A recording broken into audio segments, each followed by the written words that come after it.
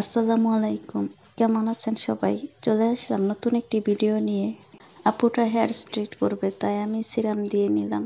Serum দিয়ে চুলটা চিরুনি করে আবার হেয়ার প্রোটেক্টর দিয়ে দিচ্ছি। এখন হেয়ার প্রোটেক্টরটা চুলে আবার ভালোভাবে মিশিয়ে নিয়ে এখন চুলগুলো চিরুনি করে দিচ্ছি।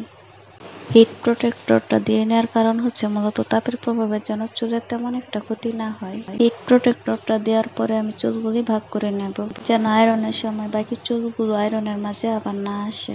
তো আমি পার্ট করে চুলগুলো নিয়ে আয়রন করে দিচ্ছি।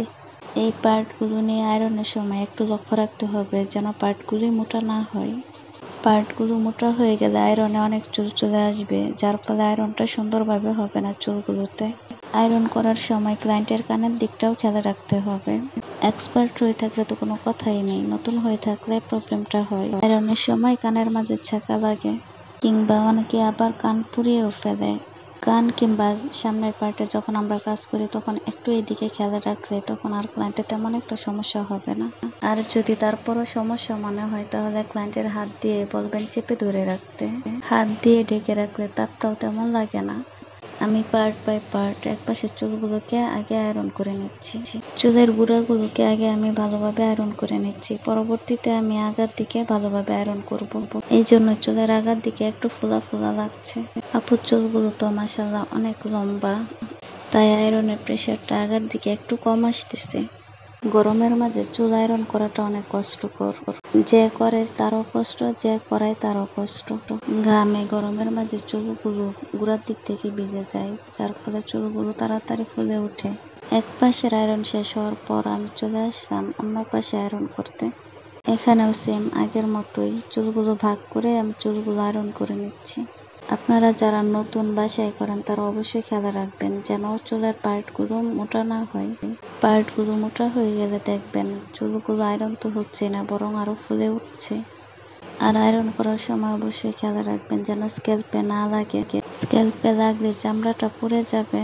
আর আয়রন করার সময় অবশ্যই এক জায়গায় বেশিক্ষণ প্রেস করে রাখবেন না, এতে দেখা যাবে যে চুলগুলো পুড়ে গিয়েছে নয়তো ড্যামেজ হয়ে গিয়েছে। যদিও তাৎক্ষণিকভাবে দেখা যাবে না, কিন্তু পরবর্তীতে হেয়ার ফল হবে কিংবা চুলগুলো ভেঙে যাবে। আপনাদের সাথে কথা বলতে বলতে আমার কাছে পেছনের পার্ট প্রায় শেষ।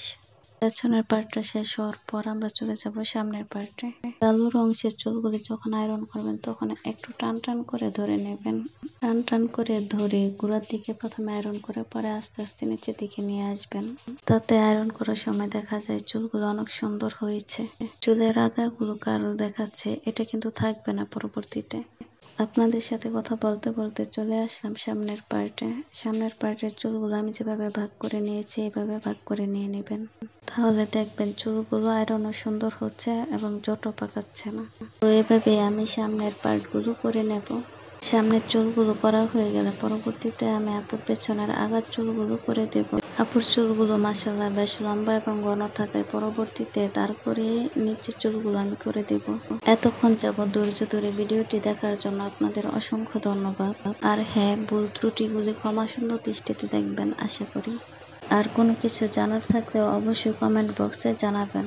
তথ্যমূলক ভিডিও পেতে অবশ্যই পাশে থাকবেন। তো কথা বলতে বলতে আমি ভিডিওর শেষ পর্যায়ে চলে আসছি। সবাই ভালো থাকবেন। আল্লাহ হাফেজ।